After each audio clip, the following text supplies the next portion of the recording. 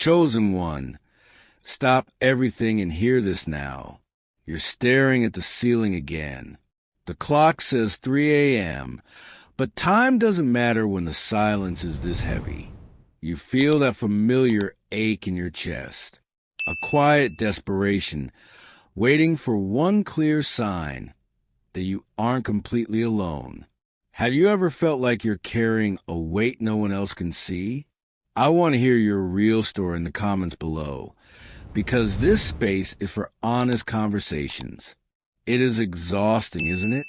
Being the one who feels everything so deeply. You walk through your day, smiling at the barista, nodding at your coworkers, holding the door for strangers, and nobody knows. Nobody knows that inside you're weathering a storm that never seems to break. You've always been different. Since you were a kid, you noticed things other people just walked right past. You absorbed the moods of a room like a sponge. You carried the sadness of a friend, the heavy sighs of your parents, the unspoken grief of a world that just keeps spinning. They told you that you were too sensitive. Maybe they told you to toughen up. But it wasn't just sensitivity. It was a calling, a heavy, quiet calling that you never actually asked for. And lately, it just feels like too much. The world is so loud right now. The news, the expectations, the constant buzzing of screens and demands and obligations. You retreat into your own mind just to find a single second of peace. But even there, the quiet feels incredibly heavy. You're tired, bone tired. Not the kind of tired that a good night's sleep can fix. It is a deep spiritual exhaustion. It is the exhaustion of holding it all together for everyone else, while secretly wondering who is going to hold it together for you. You look around and you see people living these seemingly easy, surface-level lives. They laugh. They plan vacations. They care about trivial things. And there you are, awake in the middle of the night, staring into the dark, asking the universe, asking God, asking whatever is out there in the vast emptiness. Why? Why this burden? Why this relentless, aching awareness? You ask for a sign, a message, just a whisper to let you know that all this pain isn't for nothing. But mostly what you get back is silence. That silence is deafening. It echoes in the empty rooms of your house. It rings in your ears when you're driving home alone in the dark. The streetlights flickering like fading memories against a cold windshield.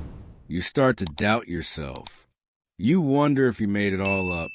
You wonder this profound sense of being set apart, of being chosen for something greater, is just a coping mechanism, a lie you tell yourself to make the isolation bearable.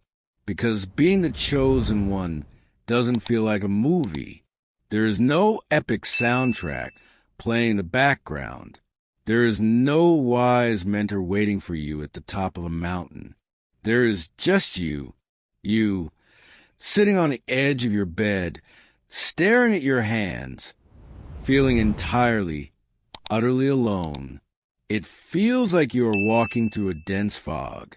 You put one foot in front of the other, but you can't see the path ahead. Every step is an act of blind trust, and frankly, you are running out of trust. You've been strong for so long. You have been the pillar for your family, the rock for your friends, the safe harbor for broken people who drifted into your life, took your warmth, and sailed away without looking back. You gave and you gave and you gave, and now the well is dry. You scrape the bottom, looking for just one more drop of grace, one more ounce of patience, but there is nothing left, just dry, cracked earth, and the guilt creeps in, the guilt of feeling this empty. You tell yourself you should be grateful. You have a roof over your head. You have food. You have a life that, on paper, looks completely fine. So why do you feel like you are suffocating? Why does this invisible weight press down on your chest until you can barely catch your breath? It is the isolation of the awakened soul. When you see the truth of things, when you feel the raw, unfiltered pulse of the world, you cannot just turn it off. You cannot go back to sleep. You are awake, and being awake in a world that is desperately trying to stay asleep is a terribly lonely thing. You watch the rain hit the window glass, each drop tracing a messy, unpredictable path downward. You feel just like those drops, falling, drifting, pushed by forces you cannot control. You are waiting for the message. You are waiting for the heavy clouds to part. You are waiting for the voice to break through the static and say that everything is going to be all right. But the static just keeps buzzing. The fog stays thick, and the deep melancholic reality settles into your bones. You are carrying a lantern in the dark, but the oil is burning low, and the wind is picking up. You wrap your coat tighter around yourself. You lower your head. You prepare for another long, cold night of waiting. You feel the ache in your jaw from clenching your teeth. It is the physical toll of holding back. You hold back your tears, your frustrations, your desperate need to scream out into the endless, echoing void. You worry that if you let even a fraction of that immense pressure out, it will finally break the dam, and you cannot afford a break. People rely on you. The world relies on you to be the steady one. But who is steadying you? You wander through crowded grocery store aisles, staring at the harsh fluorescent lights reflecting off the scuffed linoleum floor. The mundane normalcy of it all feels completely, utterly alien. People are arguing over which brand of coffee to buy, stressing over minor inconveniences, while you are quietly carrying the existential weight of 1,000 unspoken sorrows. It makes you feel like a ghost in your own life. You are present but entirely invisible. You listen to their problems. You offer the perfect, soothing words of comfort. You absorb their sharp anxieties and miraculously hand them back a gentle peace.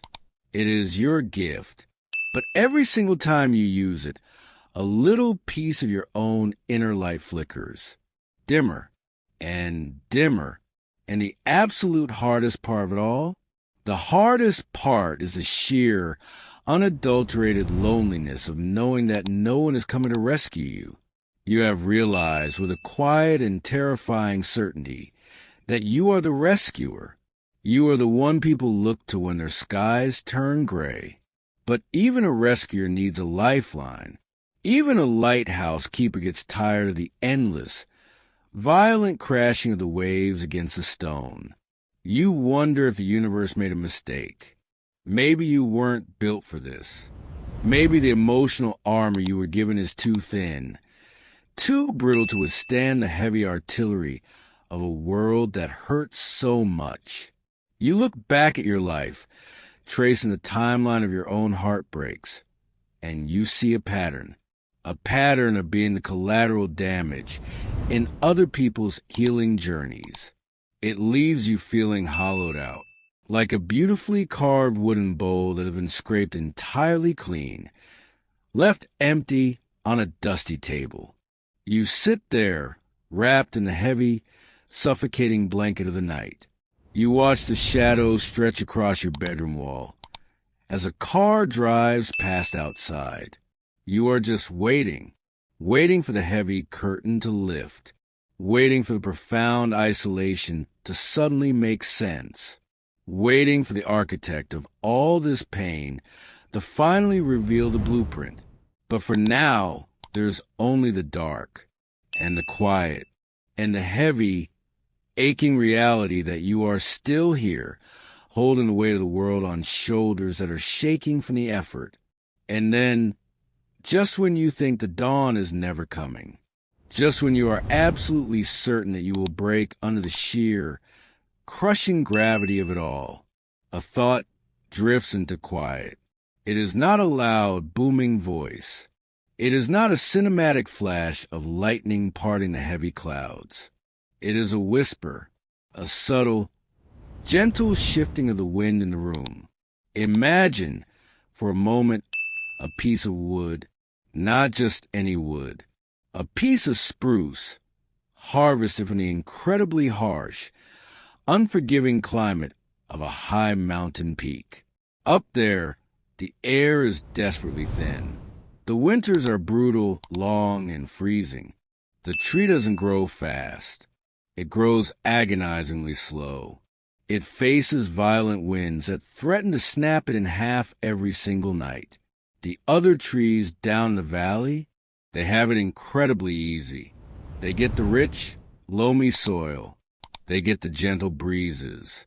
They grow thick and fast, entirely unaware of the freezing, desperate struggles taking place at the summit. But one day, a master craftsman walks past the valley. He doesn't want the easy wood. He climbs. He climbs all the way up into the freezing wind, into the punishing altitude, and he looks at the scarred, weathered bark. He chooses that one specific tree. He takes it down. He strips away its branches. He leaves it in a dark, dry room for years. If that would have a consciousness, it would be screaming. It would be asking why it was taken from the mountain only to be locked in the dark. It would feel abandoned, useless, completely forgotten by the world outside. But the craftsman hasn't forgotten. He is just waiting for the moisture to leave. He is waiting for the wood to become hollowed out, empty and perfectly resonant. Then he takes a knife to it. He carves. He scrapes. He hollows out even more, painstakingly shaving away everything that isn't absolutely necessary. He bends it under intense heat. He forces it into a shape it was never originally meant to take. He takes steel strings and pulls them tight, so impossibly tight across the bridge that the wood groans under the immense, excruciating tension. It feels like torture. It feels like breaking. But then the master takes a bow. He draws it across those incredibly tense strings, and it sings. It produces a sound so incredibly rich, so devastatingly beautiful, that it can make a grown man weep in a crowded concert hall. A sound that the fast-growing trees down in the lush valley could never, ever produce in a million years. The wood is too soft, too untested. It cannot hold the tension required to make the music. You are not being punished. You are being prepared. You are the spruce on the high mountain, the intense cold you have felt, the violent winds of circumstance you have weathered, the profound isolation that has hollowed you out in the dark. It was never a curse.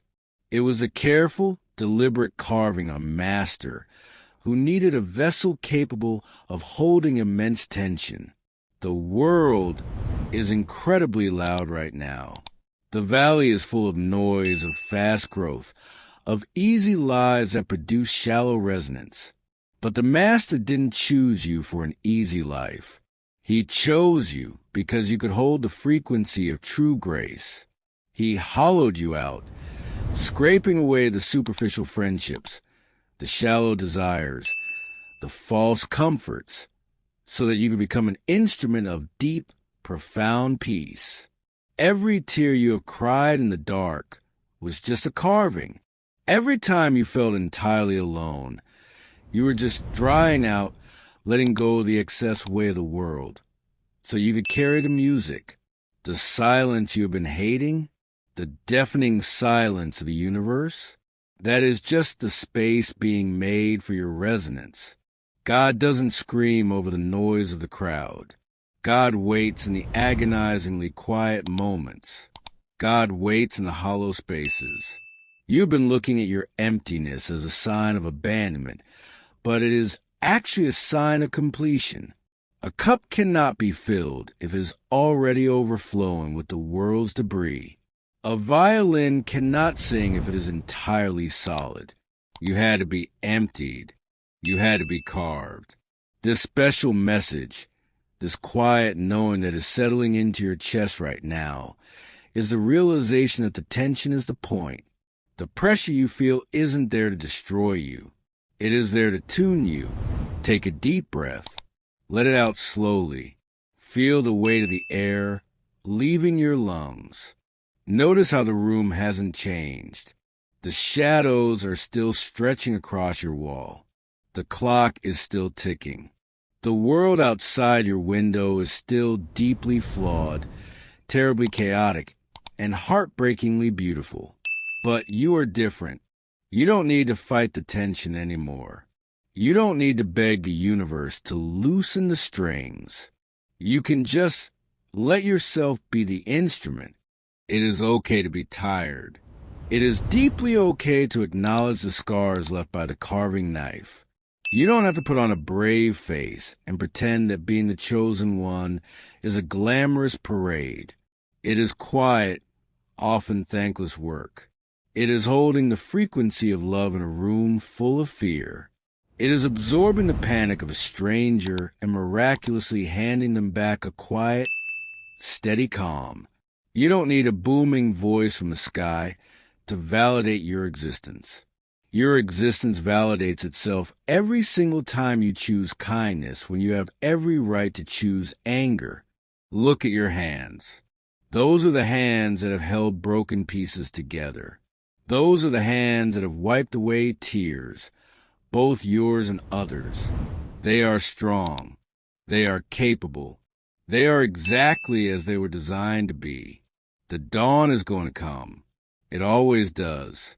The deep blue of the night will slowly bleed into a quiet, dusty purple, and the sun will crest over the horizon.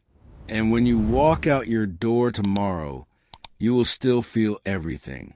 You will still notice the heavy sighs, the unspoken grief, the raw pulse of the street.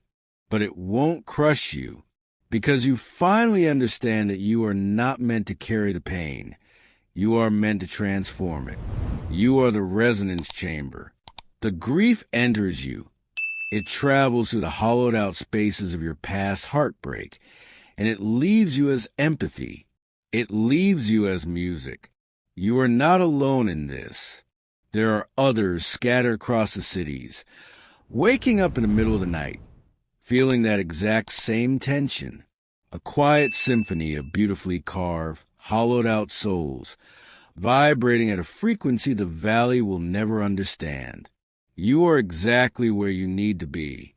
Rest now. The carving is done. The strings are tuned.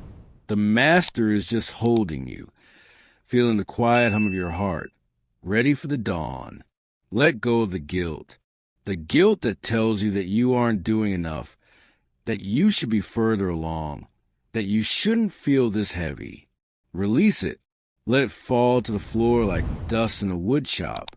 It doesn't belong to you anymore. You are allowed to just exist today. You are allowed to sit in the quiet and just be. You do not have to save the world before breakfast. You just have to be the tuning fork in the room. When everything else is chaotic, you just hold your note. Steady, unwavering. That is enough. You are enough. The storm outside can rage all at once. The rain can lash against the glass. The winds can howl through the empty streets. But inside your chest, there is a hearth, a quiet, contained fire that has survived every single gale that tried to put it out. Tend to that fire. Protect your peace. You have sat with me through the heavy dark, and we have watched the dawn break together.